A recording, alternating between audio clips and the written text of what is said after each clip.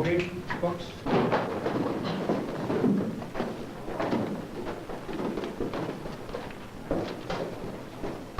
Today, we are going to conclude our study of Italy. In the manorial setup, who gained the greater number of successes? Vassal? That is the knight? Why would you maintain that it is the knight that benefited more from the manorial system? Ina? Well, he had the most freedom to do things, and he could say and do most of what he pleased, and the peasants just, they were weighted down under whatever the Lord said that they had to do. But is that freedom? Is that liberty? Is that freedom? Is that liberty? Lorraine? No, because they could only do what the Lord told them to. So they really didn't have any freedom. But you're suggesting that there is a restriction on his freedom. But isn't there also a restriction on your freedom? But don't you think you're free? There's a restriction on everybody's freedom, I think. And let's see if the rest of you agree with that. Yeah. Susan, something else. Remember what we said about the little boy? He had learned how to do this when he was only 6 years old. Take the whip and what? He practiced being on the dog years and it scared him so he could drive the sled. Good. Anything else they enjoy doing? Billy? Like to go with their fathers and go and help them catch some what? Careful, Larry. I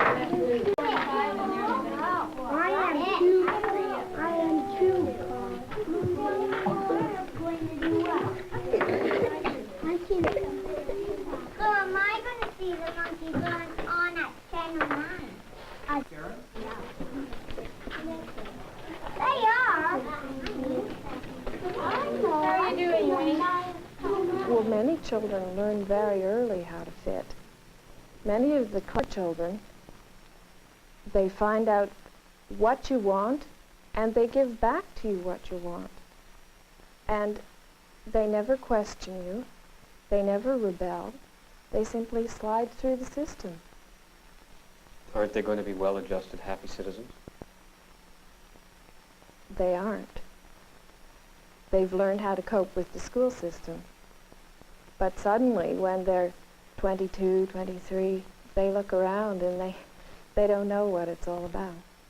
And then they start looking back at the school system and saying, you know, what did you do for me? What did you do for us? The thing has to change. There's just no way. The crisis is here and the revolution is about to start. If it didn't start yesterday, it's certainly starting today, and it just doesn't work. What's the revolution about? Somehow we have to come to terms with what we are really trying to teach these children, with what is important in the classroom. The school has to have some relation to the kids, and it doesn't, except in terms of a social meeting place. Okay, group, what are your ideas on why we should come to school? Well, we come to school so that we learn, so that when we grow up, we'll be able to get a good job and lead a happy life. Yeah. Well, I think school mainly is to get you prepared, I think, for life, and I think it really helps you an awful lot, like when you grow up, because if you don't have a good education, then it's no good getting a job. Because if you want to sit around all your life digging ditches, well, that's fine, but if you want to grow up to be a college graduate and get your degree and maybe be a teacher, you have to learn something. You don't learn anything, or not very much, from sitting home watching television. When you do watch television, maybe there's one or two shows a little bit about school, but most are comedy and everything. So I think school would be much better for when you grow up and be a man. Anything else? I think education these days is everything to a person. If you don't know anything, it's hard it's hard for you to get a job. Tell me about, on Monday you're having a vocational guidance teacher coming, is that right? Mm-hmm. And what are you going to talk about with that teacher? Well, he talks about the choices we chose on our pink option sheet, and he asks us why we picked this, and he discusses it with us, and he tells us if he thinks you can, or he doesn't know if you could make it or not, but that's about what he talks about, and he tries to get you going into the right line of work for you. And how does he do that? Does he talk to you about what you want to do? Yes, and then like say you picked a 5-year course and you're just an average student and he doesn't think you could make the 5-year course. Maybe he'll talk to you and discuss it, why you can't make it, and I think that's about all. I'm going on to the 5-year course, and actually I don't know if I could make it or not. I'm just an average student, and I think I'll take what the guidance counselor says would be best for me, because I don't want to make the wrong choice in school myself. And do you think he knows better than you what you want to do? No, he doesn't know better what we want to do, but he knows better by your marks what is suitable for you. He knows better, so I think I'll take his advice. Do you also believe in what the guidance teacher will tell you? Will you necessarily follow his advice? Yes, I think I will. Have you made up your minds about what you want to do now? All of you? Yes. I'd like to be a veterinarian. My parents say if I'd like to be one, you know, I could work to be one. And I don't know, I guess I just got this idea because I love animals. Well, I'd like to be a detective, or like adventure and that. And it seems that it'd be quite interesting, trying to solve cases. And where did you get the idea from? well, I got it off television and like fooling around and stuff. Well, I think guidance should be started younger, and maybe in the public schools around grade 7. Well, it is started at grade 7, but they should have a real guidance teacher from the high schools come and tell you more about it. Yes, because, well, you may listen to the teachers, and that's what they tell you that you're doing wrong. And, but they can't really give you individual attention, like, you know, to guide you through it and that. Mm-hmm. And the guidance teacher at the high schools, I think they can. You know what I think is one of the biggest farces in high school is the guidance. That's true. I can't get over.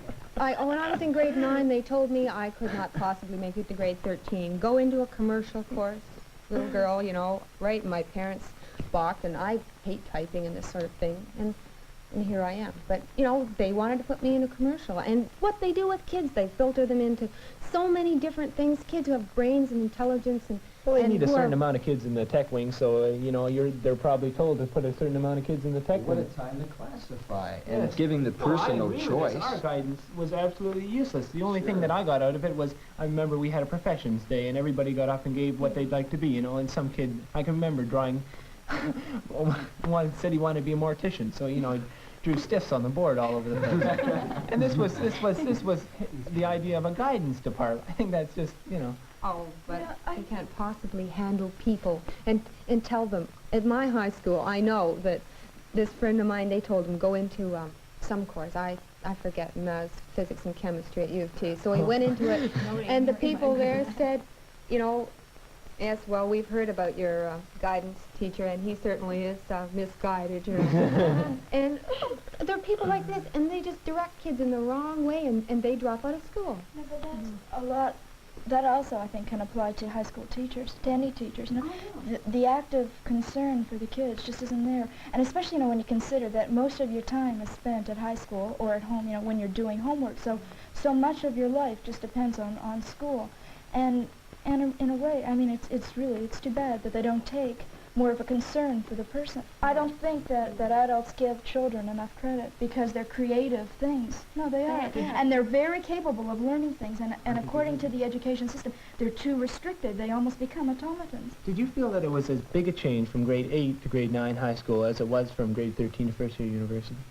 No. First year university was, again, a breath of fresh air. I thought it was fantastic. When you were in grade 8, didn't you feel the same way when you came into grade 9? I know I did. Yeah, I thought it was big high school. I had all sorts of freedoms, you know. I didn't have to hang my coat in a cloakroom, and I got my own locker. I thought it was, you know, really You get all the teachers. You get variety. You get to walk around the halls in between classes and talk to everybody else, you know. Not talking the halls off. Well, Smoke 20 miles from the school. Sure. Because otherwise you get kicked out. Or keep your mouth shut in cafeteria and be very quiet and don't mess things up and don't be very human at high school. But anyway, I'm disillusioned. I'm disillusioned with what I saw in high school after I get into university. But when I wasn't there, I was not disillusioned. I thought it was the greatest thing on earth. But after I get back, I see what I missed there, and I get a chance to look at what was there, and I don't like it at all. I don't like what I saw or what was done to me in high school. This is what I think of university that does allow the freedom to I move. don't get so jaded that I get out of university in 4 years and say, man, it was a drag. Right, yeah, I know. I hope that doesn't happen, because it happened in high school already for, 5 years. You feel that it was wasted,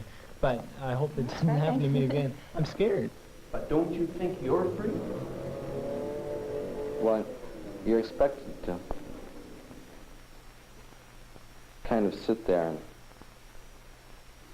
just listen, I suppose. Or take it all in and ask the right questions. That's important. You're not expected to, say, be human, in that you're supposed to sit perfectly still. Things like that. You're not allowed to be, like, if you felt like getting up and going out and getting a drink, or something like that before the period was over, or taking your sweater off, or asking a question that maybe wasn't right on topic, you're not supposed to do this at all. You're expected to be their idea of a good little boy. Norm, how do teachers let you know what kind of person they want you to be? You've got it figured out. How do you know it? How did you learn it? Well, I imagine I started learning it a long time ago, when they teach you to sit still. Imagine, and keep quiet, not put your hand up too often, not talk, class, and don't chew gum, things like that. That's how you learn it. How do they teach it? What power do they use to get you to do that, to sit still, to not talk? Well, whatever they need, they have. Give me an example. You mean an example of the power they have? When you're in grade 8 and a teacher's trying to teach you to sit still, how do they do it? Oh, you know how to sit still by grade 8. In grade 8, it's if you're already violating a rule, you already know you're supposed to sit still. Then it's entirely different. I suppose in the beginning, when you're first learning it, they do it just by telling you to do it. How come the teacher selected you to come to this discussion? Well, I got an average of 79, and that everything 75 or above is considered an excellent mark. And then you'd get honors. So our teacher asked us to put up our hand if we had 75 or over. And so that's how my teacher picked me and a few other people. Carla, what do you think is a good student? I think that they're sort of liked by the teacher, and they like their teacher too. But if you talk too much, you get in trouble. So why can't you talk when the teacher's there or not? Oh, we do. We do. Well, he's doing work, and he expects us to be quiet and thinks we have lots of work to do, and most people aren't finished all their work, and they have nothing to do, so. What do you think about not being able to talk? I don't know. Well, he said we can talk if we whisper. My mother doesn't think it's very good, because when my brother gets home, he talks and talks and talks. That's all he does. Even in his sleep. Even in his sleep. And wants us to Because he doesn't talk enough at school. No, he has to make up for it. Why do you suppose you have to be quiet in the class? Well, it disturbs his teacher, and the teacher can't concentrate on what she's doing. What Neither is she can other doing? people. Like, usually, not when we're talking, the teacher says be quiet, because she's marking down at the register or something. They don't tell us what they're doing. What kind of respect does the school system give to children? Well, in my experience, it's very limited.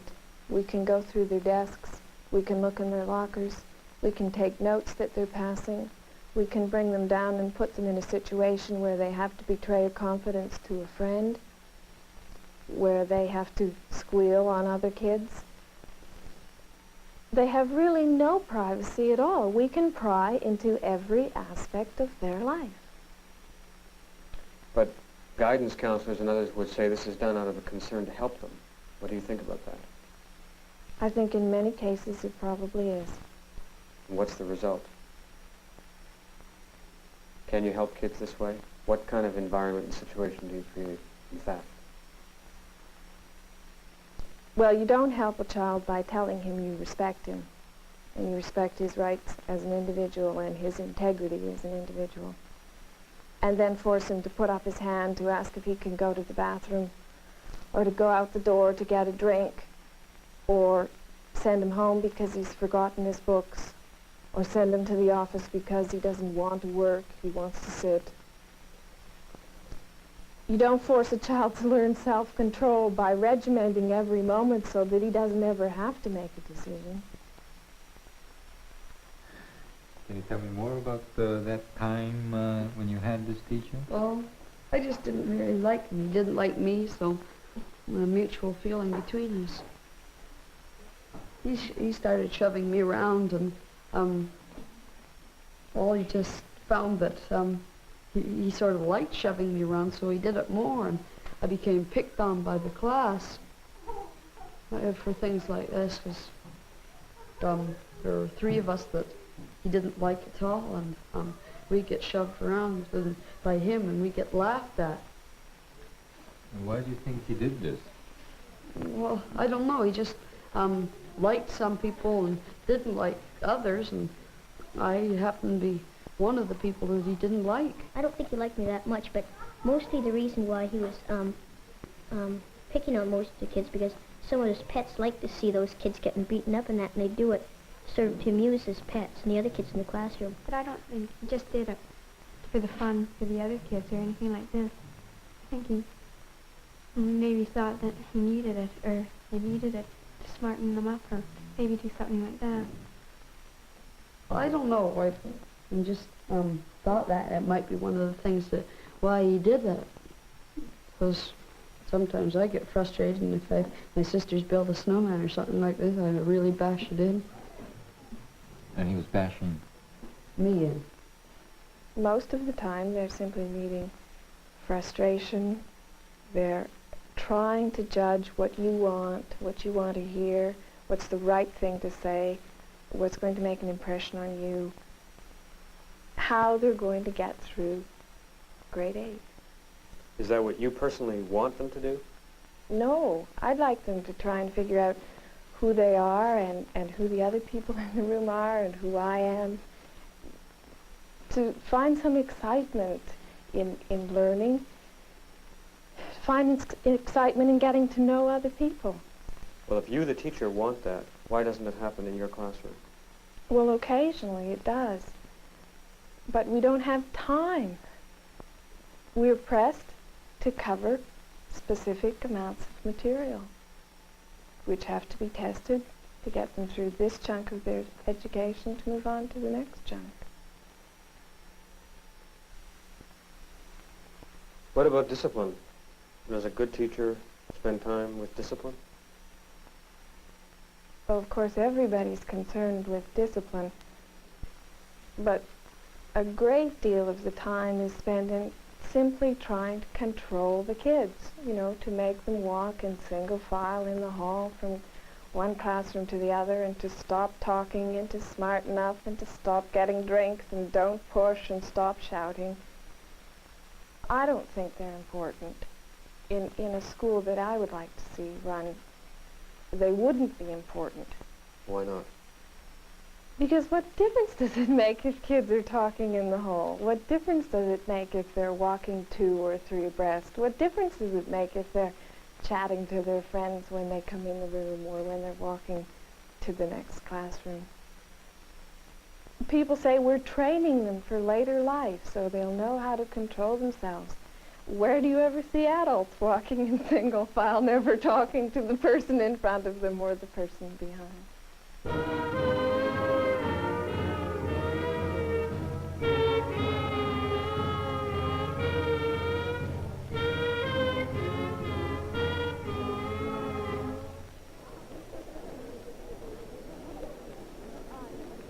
When you leave school, can you leave that kind of responding behind, or does it stick with you? I don't know. I think I forget it just as soon as I get out the door, I think. And you become a different person when you leave school? I think so. What kind of person do you become? Well, for one thing, I start turning more inwards. I look for things that I know or things that I want to know, instead of things that I need to know because I have to pass and things like that. I want a place where children can feel secure, where they can become excited about things, where they can talk about their problems without feeling that someone's going to step on them, where they can come to you and talk to you, or where they can avoid you if they don't want to come to you, where they can go off with other children, where they can be presented with things that have some meaning to them.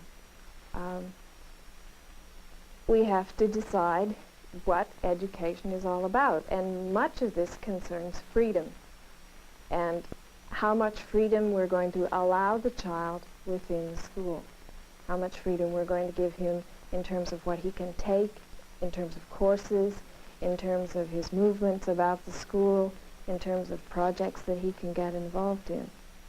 And so many of the teachers who disagree with the system and are trying to institute halfway measures. But you either give the child freedom and trust completely, or you can't give it at all. I dropped out of grade 13. Why? Well, because I just wasn't part of the system. I just didn't fit in somehow. I found that it was too restricting, and that I as an individual became a number rather than, and I wanted to maintain my individuality, and I found it was just too difficult to do both. They don't seem to respect you, not necessarily your ideas, because you really don't have time for them to understand your ideas as an individual. The time is really the factor. You know, they don't want to sit down and talk to you because you want to be a writer. They're not. For instance, my principal yesterday said, he said, well, what is your ultimate goal? And I said, I want to write. And he said, oh, well, you don't have to go to university for that. Or, no, he didn't say that. He said, what do you have to do to be a writer? And I said, well, sir, you don't have to go to university. He said, oh, well, that's all right. You can quit then. And this was all very amusing to me, because this is what they think, you know, and unless you have some set goal, then there's no point in you being, in school. And this is where there's no encouragement for what you want to do, because it isn't there. You don't find it in school. You know, you can't go into a library that is, as large, as small as ours is, and sit down and read. There isn't time, and they don't encourage it. How did you feel when he took this attitude with you? Oh, well, I sort of, I always laugh. That's the only thing you can do. I knew, I was set in my own mind that grade 13 wasn't right for me, and whether he was consistent with what I thought didn't matter. I was going to get out. I like to know that some people are going to back me and some aren't. And when he said, well, you don't, what you need to be a writer, I knew right there that, there was, well, his ideas were obviously contrary to mine. And he really didn't know. And it didn't matter to him, and it didn't matter to me that he didn't know, because I knew, and that was important. Some children learn a great deal, and these are the ones who get through our systems. They know what we want. They memorize the text. A child said to me the other day, it's no problem to pass exams. I can memorize, but 2 days later, I haven't the faintest idea what I've learned. It doesn't have any meaning for me. And this is the problem. The learning is not integrated. What they learn does not become a part of them. It's something to be spewed back on examinations. Mary, how long have you known how to play the system in school? Well, I think I've known since about grade 4. Grade 4? How did you learn way back then? Well, I just read a book on the solar system, and the teacher had taught us on the solar system, and this came up on the exam. And I put down what the teacher had told us rather than what I thought, because this would give me the marks. And did it? I got the highest mark. So you've gone from grade 4 all the way through elementary school and high school knowing this. Has it succeeded? Oh, I think so. What kind of marks have you had? Well, only once in my life I've gone below honors. All the rest of the time I've been up around 80. Do you think most of the students who get high marks in school get them the same way you do? I think so, because I know the girl who gets the highest mark in English has the formulas down even more than I do. She knows exactly what to put, and her writing sounds kind of childish, but it's the formula and it gets the marks. What do you think about adults who you can handle as easily as this? Well, I think if the adult has so many students to cover, you know, you don't have any feeling for them, really. You just feel that it's kind of a business arrangement. You give them the paper, they give you the marks. You mentioned that you have to prove yourself in school, and then maybe you can have more freedom to do more things. How do you get ahead if you want to keep in the educational system? What do teachers do if they want to have security or get higher salary or get higher positions in the educational system? Well, salaries are not too relevant to this discussion, but promotion in terms of administrative promotion is very much in evidence in the schools. Every young man, or nearly every young man, coming into the school system wants to get out of the classroom, and he wants to get out as soon as he can. And unfortunately, it just seems like business. You talk to the right people, you do the right things. One man that I teach with said that he overheard a conversation between two men who were going to be inspected for promotion, and the man said to him, "Well, you must realize this person that's inspecting us likes to have a fresh piece of chalk at each blackboard, and the Venetian blinds even." And the other man said, "Yes, but I've forgotten where he likes the brushes." And these men, they're concerned, they like children, but what relation does, you know, large pieces of chalk and brushes in the right position, how does that relate to school or kids or people? Can you sum up what happens to a person who tries to work in the school system as a teacher? Well, this is very difficult because it's something that I'm still trying to sort out for myself. It just seems to me you either do conform or you have to get out. You become stifled as an individual. You do things that hurt other people, and in hurting them, you hurt yourself. You lose some of your own integrity, some of your own humanity by regimenting children, by being sarcastic, by putting them in situations where they can't succeed. I don't want to leave children, I don't want to get out of teaching, but I want to leave the kind of situation that I'm in now.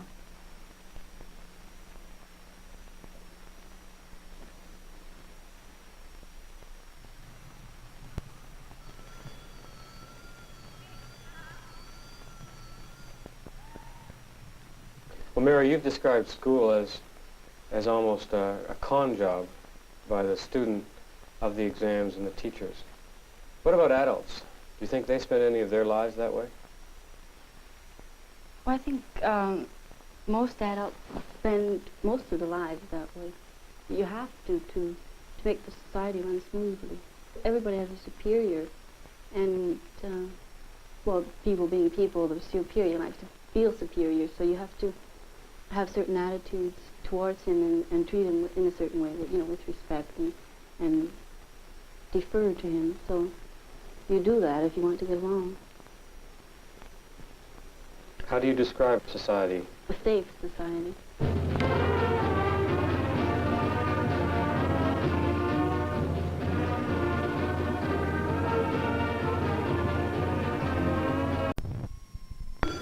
the operation of the school today. It's more machine-like.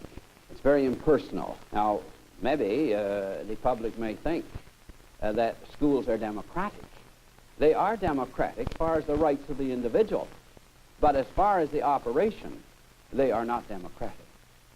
Can you say some more about that? Well, in order to get efficiency in a school system, there has to be a clear pattern of operation, behavior, rules and regulations. Then there's not time for a group of people to sit down and to thrash out a variety of ideas to come up with a clear-cut, efficient policy.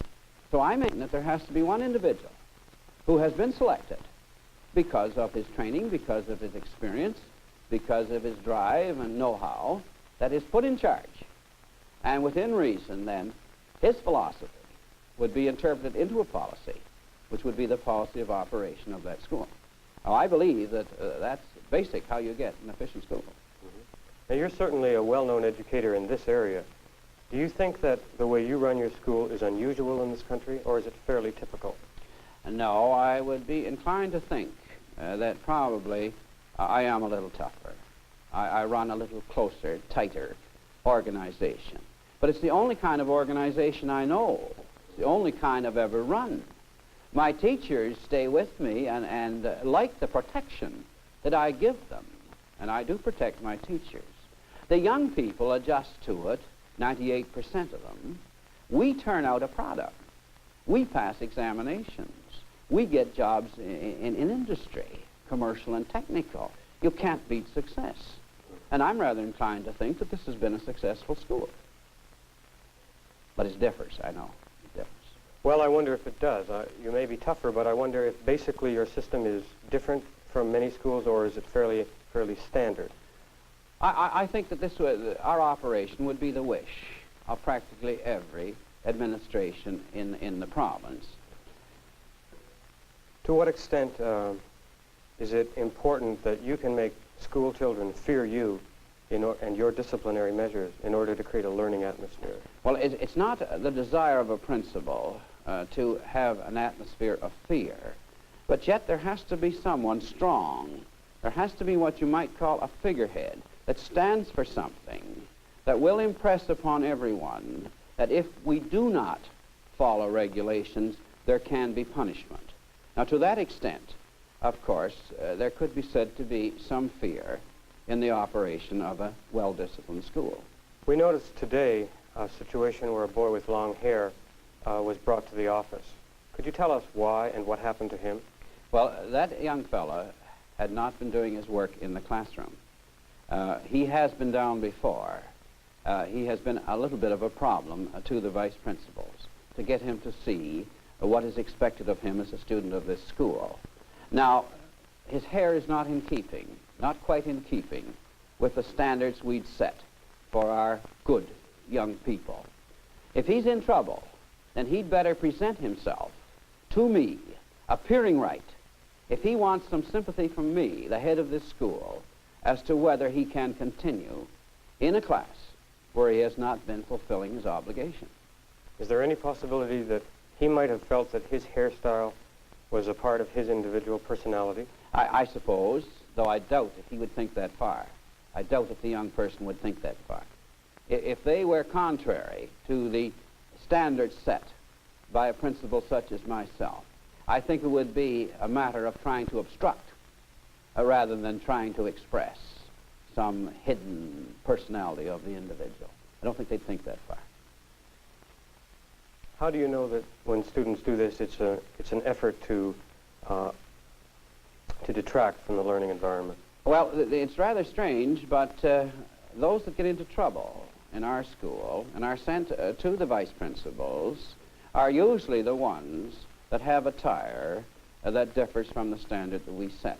So I base it upon the fact that those that are getting into trouble seem to be the ones that are a little out of step with what we expect of our young people.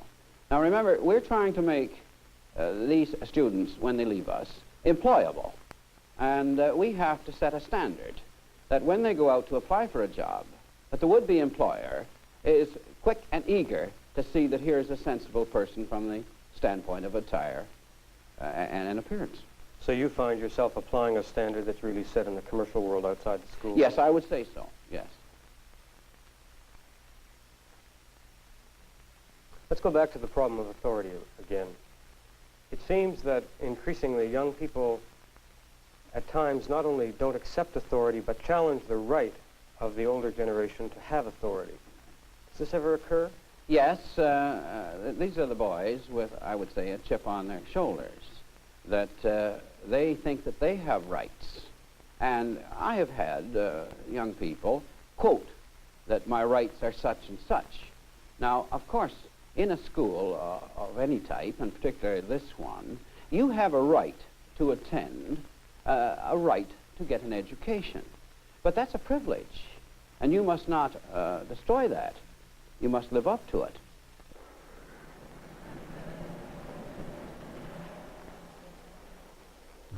How come you have no initiative? I think it's the lack of excitement in my life. I can't really see myself proceeding in such a manner when I go into a job. I'd like something more, something along the lines of what the past generation had. They had a war, they had a depression, some excitement. How about older people who understand this? School teachers when you went to high school, or professors or administrators here, or parents? Do older people understand this, how you feel? No. As I say, it's because they're of a different generation and didn't go through the same type of society we're going through right now. And I mean, it's quite logical. They wouldn't understand this. There's no reason why they should. Well, if school isn't exciting to you, how come school's planned the way it is? What does school life revolve around, if not you and your excitement?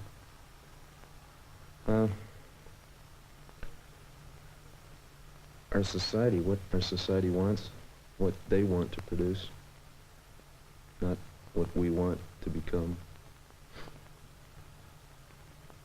I suppose that's it. How does that work inside the classroom? I mean, when it comes right down to what goes on in the lecture hall, how's it determined what they want you to learn?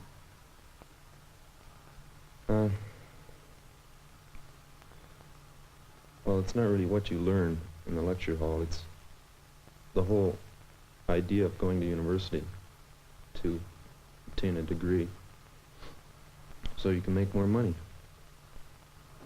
and become a respectable citizen. But that's all. Nothing more, I don't think. The degree doesn't excite you for its own value?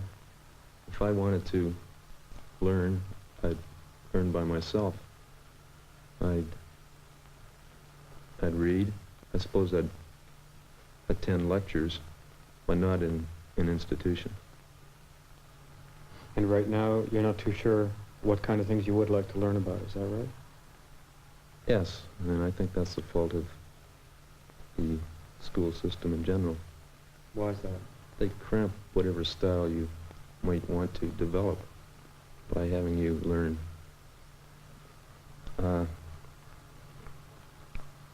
what they say, learn what the school system puts before you. You think you had more style once? More drive once? Yes. Not for long, though. It was just momentary.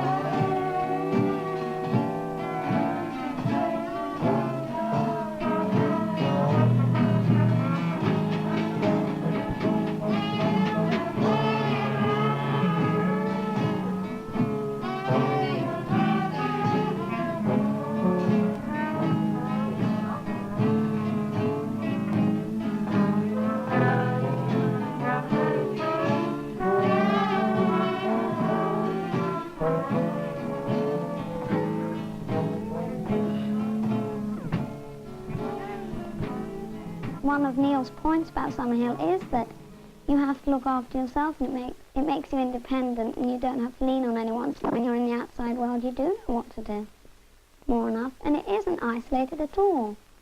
We go home in the holidays, and then we know the outside world, and we can do everything for ourselves, even though we do have our parents, and I'm sure we will be able to when we're grown up.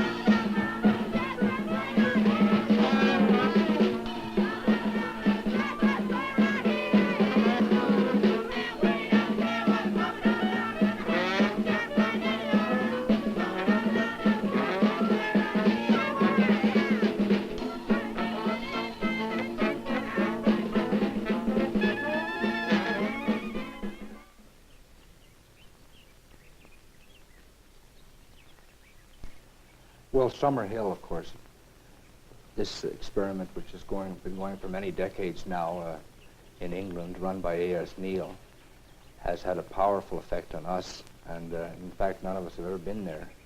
It attests to how much I think NEILL has been in tune with the really important aspects of humanity that have been crushed lately, and to the power of that book, which was written with such a light touch.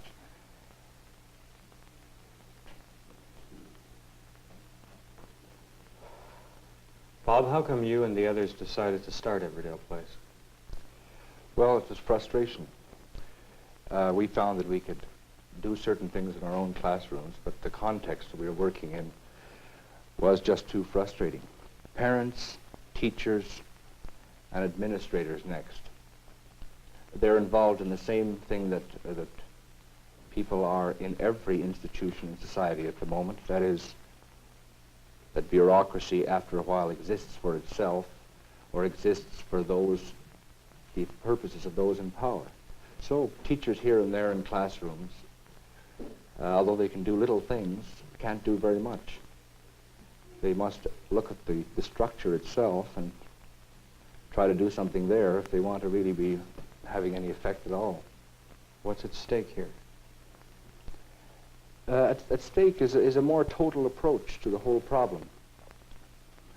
Because we, in a certain sense, have stepped outside the established system, not because we're opting out, but because we believe that at the moment, staying inside and making little changes is not effective.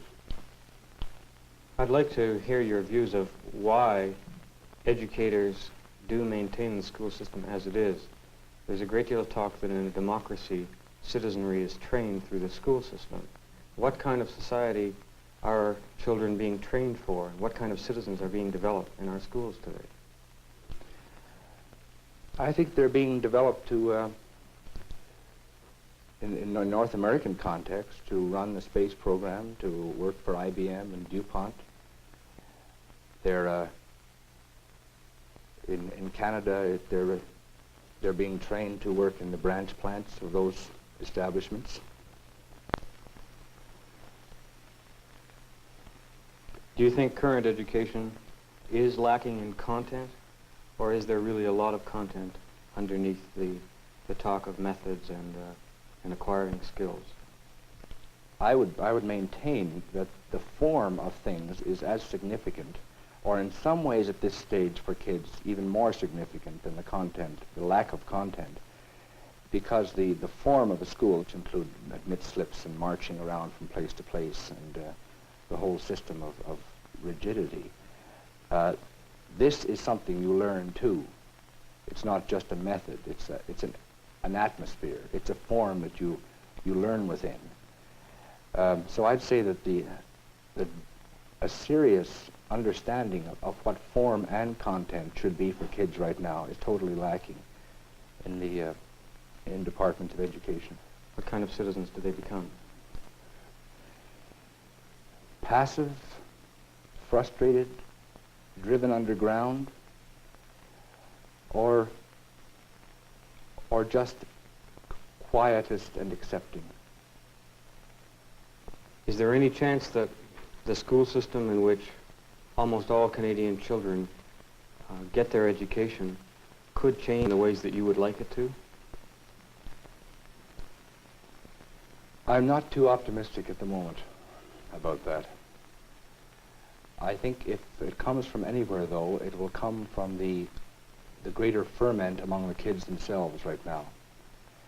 From my experience with the teachers, a great many of them are disaffected, but the desire to be professional is so great that at the moment I don't see them as a serious force for change. Parents are frustrated, but at the moment aren't very active in actually trying to change things. The approach of administration, who are talking about greater freedom, but at the moment I think they mean by that freedom directed to the same technological ends. It's the kids that in great, great numbers now feel cut off and alienated from their schools. But I should not be too hopeful that the kids, being young, can act politically, can have leaders. Whether anyone wants to help them make changes, I don't know.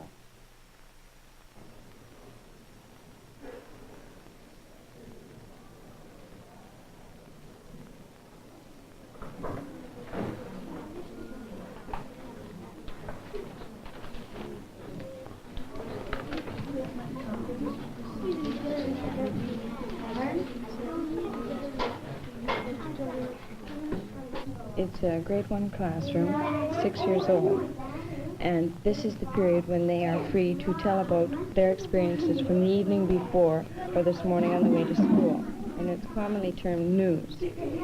And it's a give and take of ideas and conversation between the children without a teacher. Is that all?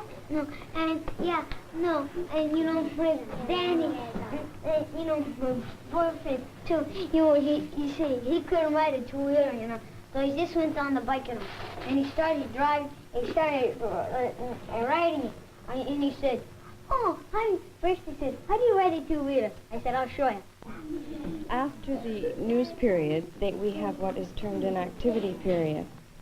Now, this activity period can operate in many ways. One, it could be more directed by me in that I give them certain activities to choose. Or it could be the way it's going to be now, that each child was given an opportunity to choose one thing that he would like very much to do.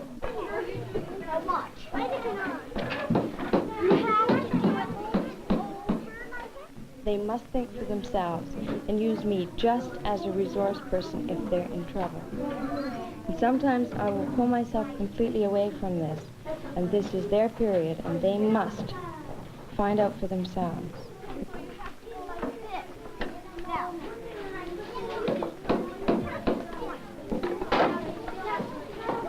You literally get down on the floor with the children and you work with them, not as someone on a pedestal, but you're right down there, and they respect you, and you respect them, and they realize this. They, I hope, will become very happy adults, which I think our present school system misses. But it's the type of thing that has to grow from the teacher himself or herself. You cannot force a person to teach this way. And I firmly believe there's no way you can force anyone to learn if they don't want to. It just can't be done. We can go through the motions, but with no success. So you have a situation like this in this classroom of the older children in the school who have gone through almost 4 years of this process, and there is really no problem. Everybody is busy, engaged in learning, but learning something that they are interested in. Certainly it is directed and schooled a little by the teacher at times. But what is learning? This is another thing we don't understand. What is knowledge? What we want to know for the given time that we need to know it. And if we have that ability or develop that ability to obtain knowledge when we need it at a given time, then there's no problem. That's learning. Freedom within reason. Some people misinterpret the word freedom. The children are running up and down the halls and outside whenever they want. If they don't like the program in here, they go next door. But it's not that type of freedom. There are strings attached to it, of course. But freedom, certainly to what it was 10 years ago. No question about that. I think if you don't believe in this type of program, you can't succeed. In other words, I believe that children need freedom, that they all can't be the same. I think you have to have this philosophy as a background. You get some people who say they can't change. I think they can really, if they really want to. But again, it comes right back to you must believe in the philosophy or the ideas of what children are like, how they operate, what they do, what they must do.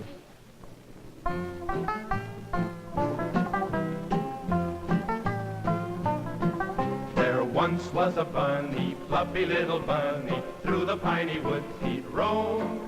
But his father cried, come back inside, a bunny belongs at home. What happened to the bunny, fluffy little bunny, who never learned to hop?